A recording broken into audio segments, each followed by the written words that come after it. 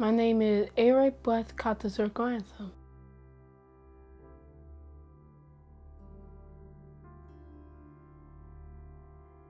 I am 11 years old. I diagnosed in the gym the heart disease. I have to have the heart surgery. I know who's going to take care of me. His name is Jesus.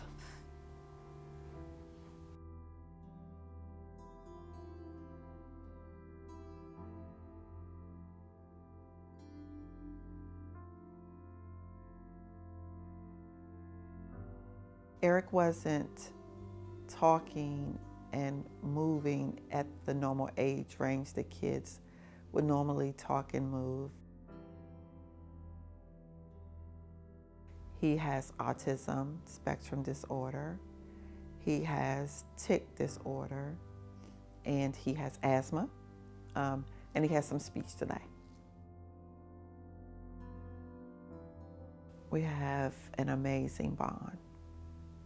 That little boy, he is an amazing kid. He has taught me a lot, just about being human, forgiving, understanding. I'm not perfect. Him being sensitive to other people in the world. I wish the world were more like Eric. I get home, the emergency room doctor calls me as soon as I get home, and she says, I know we told you we couldn't find anything, but Eric has some veins that are above the heart area that we see on the x-ray, and we're going to need you to take him to cardiology. Eric has congenital heart disease, which really shocked me. I'm emotional now thinking about it. It's a really, really hard place to be in.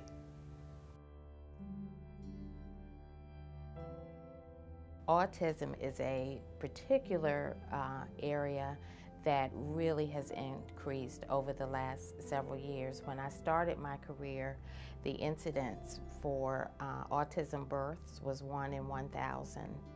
Currently, we're looking at about 1 in every 50 births when we talk about boys who actually are on the autism spectrum.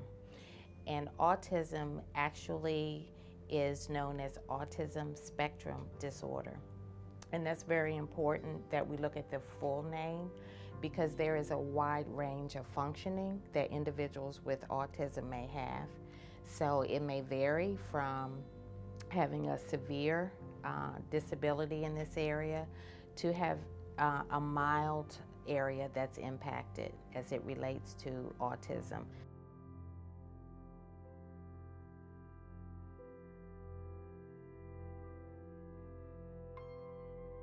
I met Eric's mom, Linda, first. Regular person coming in on a tour, wanting to find before and after care for her son. So what we usually do is we have the parents to bring the children in so we can meet them too, especially since she informed us that he had special needs, autism and different things of that nature. And she's like, you know, he loves the Lord, he loves singing and things of that. And she said, as soon as she said he loves singing, he loved the Lord, he lit up.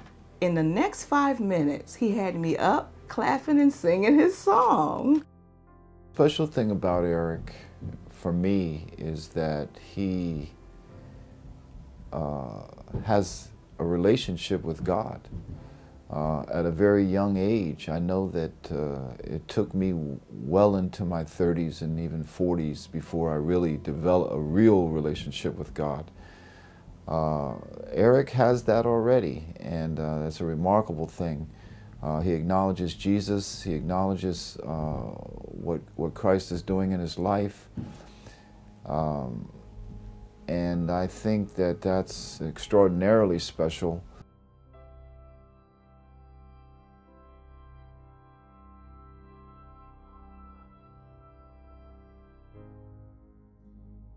You could be in the worst mood, But when he smiles, forget about it. You're happy. I don't care what's happening in your own life. I mean, his laugh lights, it's a chuckle that just sounds hearty. It's great. You know, he's just a wonderful, absolutely wonderful kid to be around. You can't put into words until you really work with him. He's unique. He's different in some respects, yet he has every quality of when you think of a happy-go-lucky kid, when you think of a good person, when you think of a good son, when you think of a good friend, that is Eric G. Eric came to us this summer, actually. His family relocated into the Silver Spring area, and we just are so fortunate to have him as our 5th grader here. He and his mom are just an integral part of what we love about what we do. Every day, I get Eric off the bus. He walks off the bus with just a huge smile on his face, runs right to me and gives me a great big hug. How could you not love this kid? It just broke my heart that this sweet, innocent little boy has to have these problems. And his mother, God bless her. You know, it takes a very strong spiritual person to do what she does. And he's a very lucky boy. And he's really supportive to his friends in the class. He's kind of always looking out for his classmates. He's always looking for a place where he can stand up and help people. I mean, he just loves to offer help. He's like pulling out a chair, picking something up for somebody, you know, helping them with their work. He is always like, he's really hungry to learn, and he just loves helping other students with anything, whether it's, you know, students are, you know, they've spilled their pencils on the floor. He's always the first one to get there to help them to pick them up. I had a chance to meet with him and his mom over the summer when they enrolled, and we sat down and met and had a chance to chat, and I was just immediately impressed with Eric as a young man. He's very, very high character, a very high character young man, very polite, very engaging, very fun to talk to.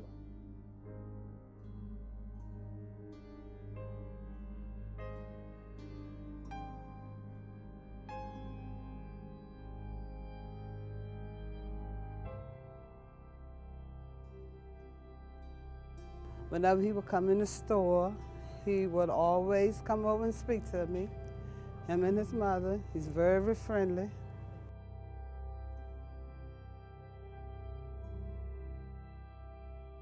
Oh man, he's a real religious young man. Always has a good spirit, good personality, always well-mannered, well respectable. Real nice young man.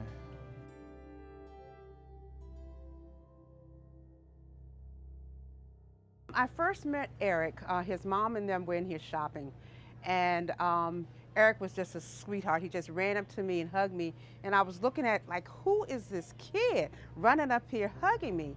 And he was like, hi, my name is Eric. And he was so happy and so bubbly that he stole my heart from day one. Every time Eric would come into the store, him and his mom, first thing he would do is, where's Miss Ferguson? And I would hug him and kiss him, and he just has a pleasant personality that he's one of those, you could look at him and say he's one of God's special children.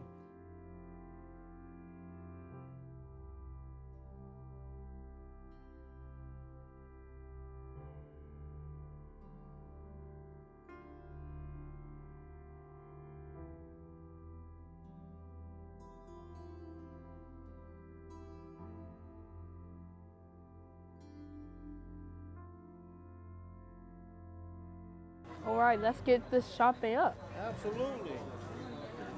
Yeah. This kid is unbelievable.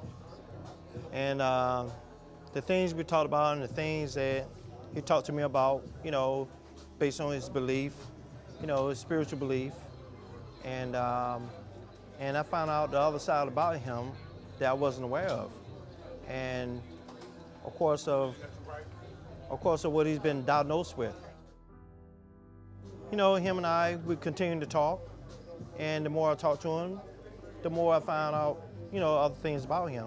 He became more interesting to me, you know. It's like a son.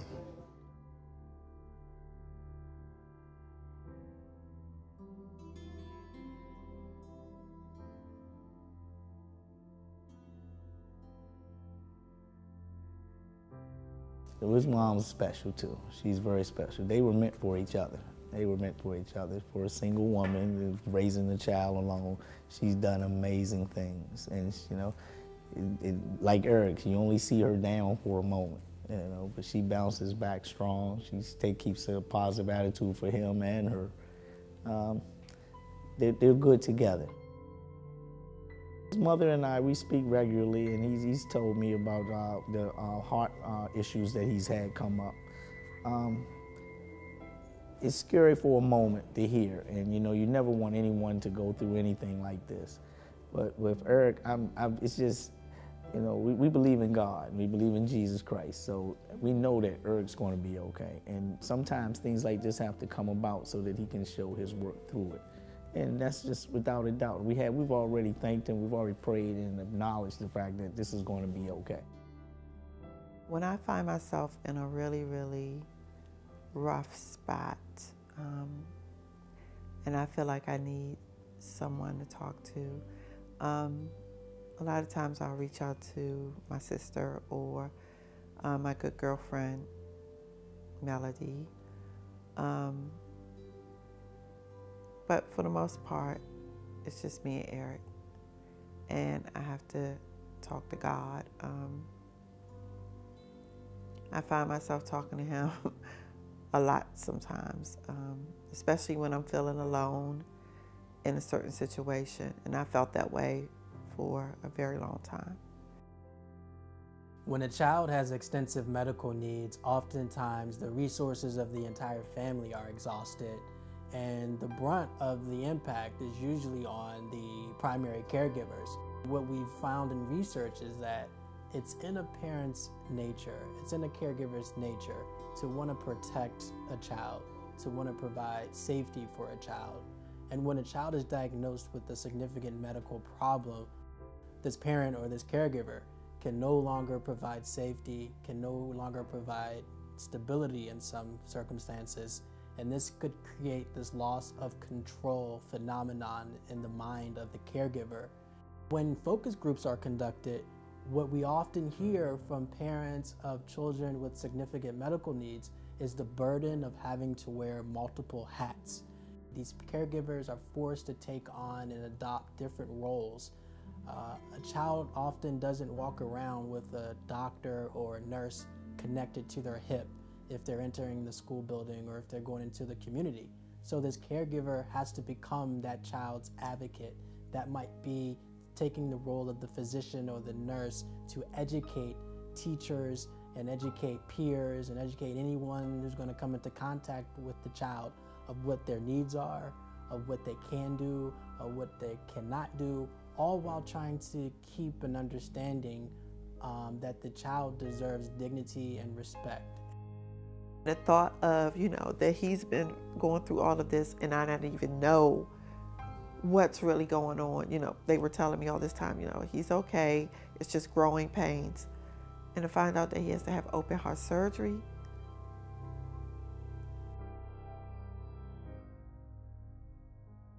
It's hard. It's hard to swallow. It's a test of my faith, you know, to believe that God is going to take care of him through this process. It's truly a test of my faith. It's scary. I know we're not supposed to be in fear because you're supposed to believe. But I am scared. I'm not going to lie. I'm so afraid. And it's just Eric and I. You know, I don't have a lot of support with him. And when I say support, I mean like as in, you know, somebody else being in our lives that I can lean on to say, you know, I need you to do this, I need you to do that. I don't have that. So it's just, you know, he and I, and it's hard. It's hard.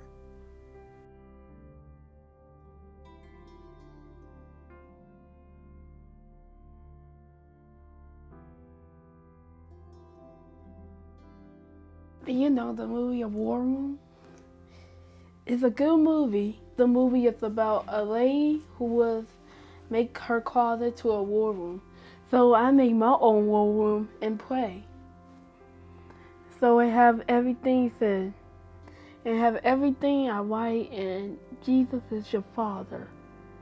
And everything is so beautiful, and of course the crosses.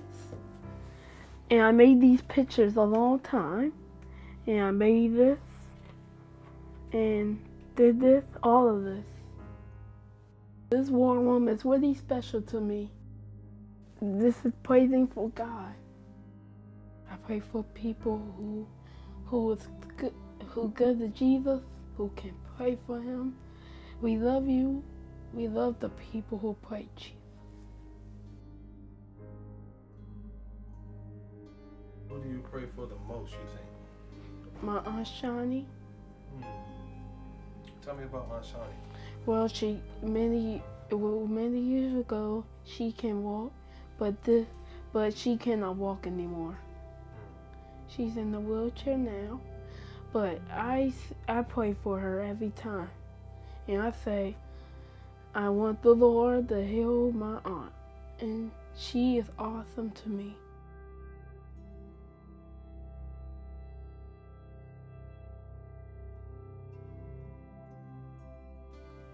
When Eric comes over to see Aunt Shani, comes up to the bed, or if I'm in the kitchen, the living room, comes to me, hug me, kiss me, hold my hand, kiss my hand. I love you, Aunt Shani. I love you also, Eric. How are you today, Aunt Shani? If I'm in the hospital, Eric comes to visit me, goes to the doctors, look at everybody in the hospital, stand in a circle and pray for Aunt Shani.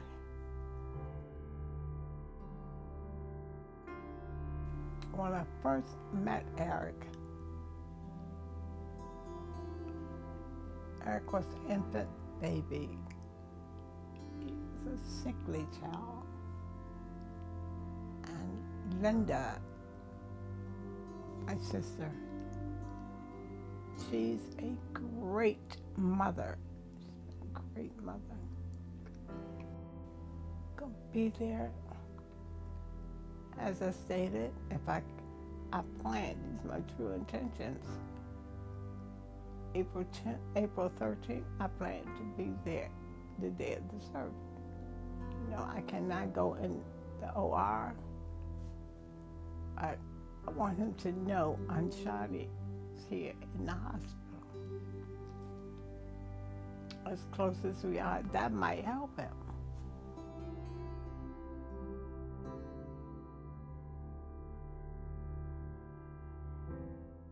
I've had people tell me because of my abnormality and the excruciating pain I'm in 24/7, 365. As I speak to you, the pain. And I'm not complaining, but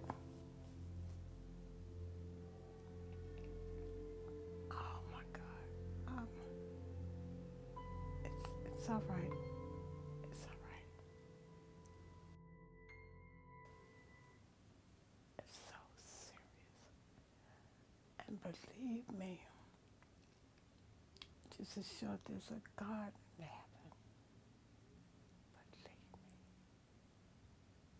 Eric is going to come through in flying colors.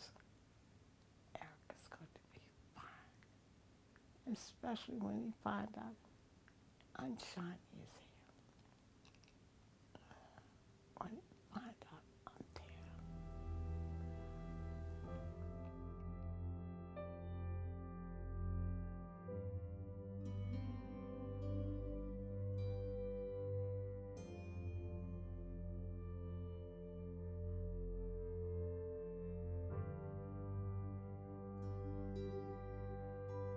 I pray for everything is be all right. God's not going to leave me and Eric. I know that, he's going to make a way out of no way. How? I don't know. I just know it's going to happen.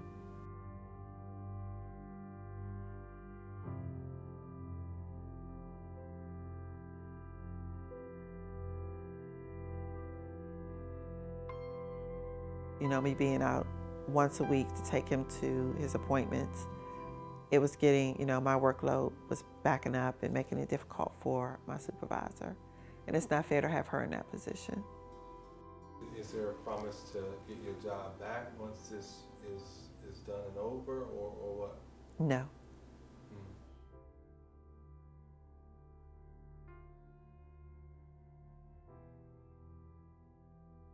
With my health insurance, I'll only have it for 31 days once my job is over. So I'll have it until March 12th. Eric has health insurance, which I did call them regarding his surgery to see if they would pay the whole entire surgery. Or was this also going to be something else that I needed to be responsible for?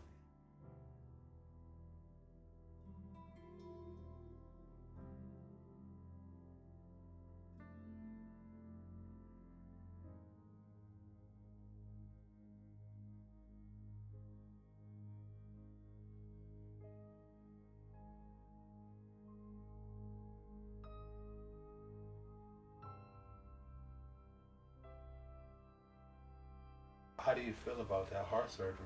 I feel sad and scared. Okay. So what are you scared about?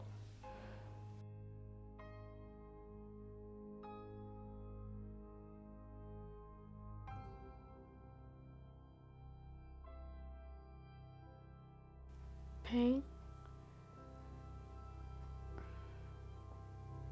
I scared of pain.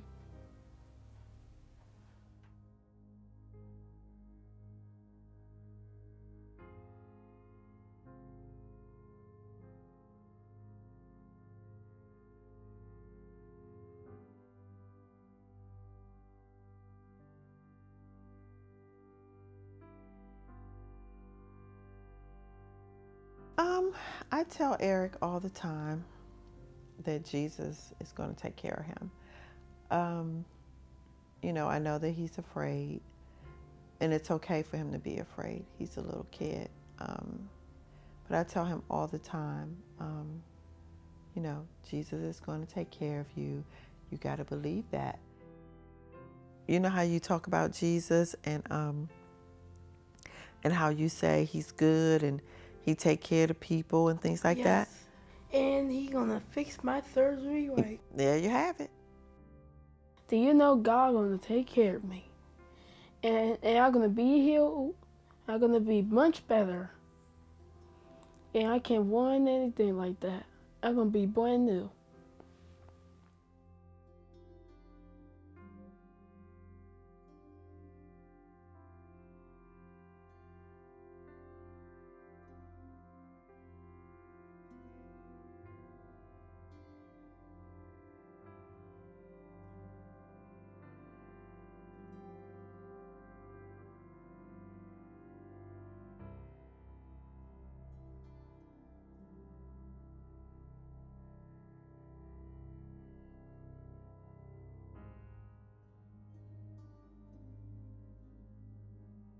I find a dime.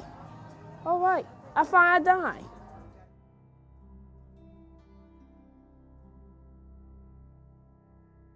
I think the best way to get people to understand or to advocate is actually turn it back on yourself. What if it was your child? What if it was someone that you loved?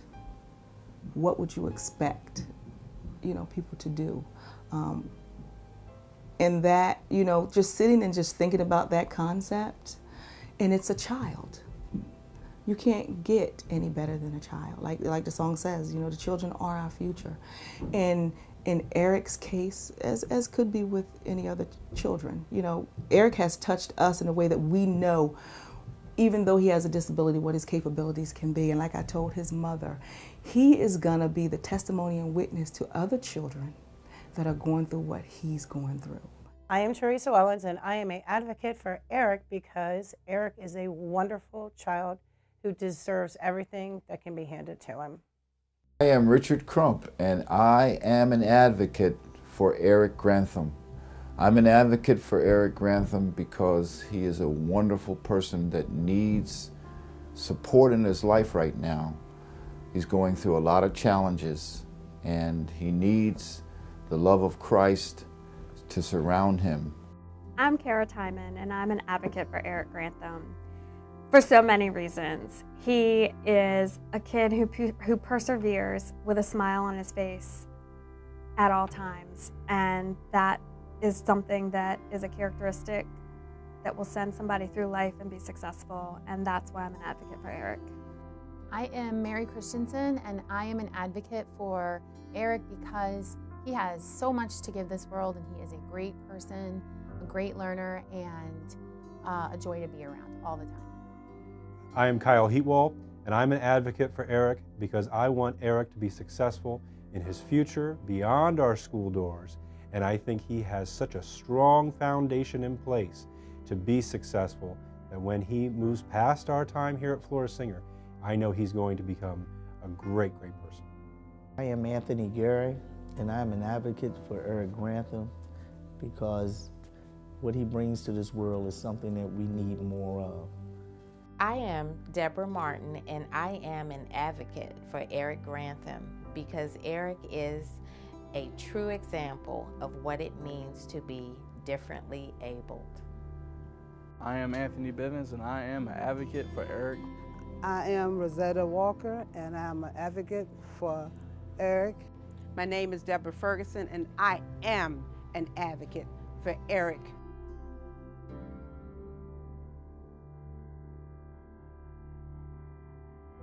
What would you say to another kid your age? How would you encourage them?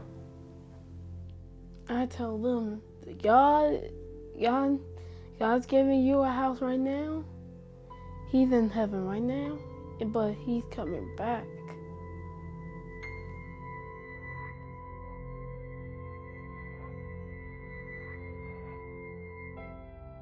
I know who's going to take care of me. His name is Jesus.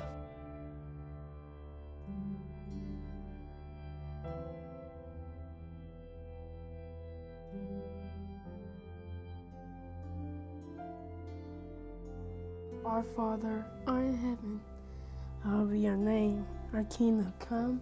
God's so good in this place right now. Our Father, art in heaven, hallowed be your name. Our kingdom come. Your will be done on earth as it is in heaven. Give us this day our daily bread, and forgive us our trespasses, and we give those that give us. Leave us not into temptation, and deliver us from evil. Holy the kingdom, and the power, and the glory forever and ever. Amen.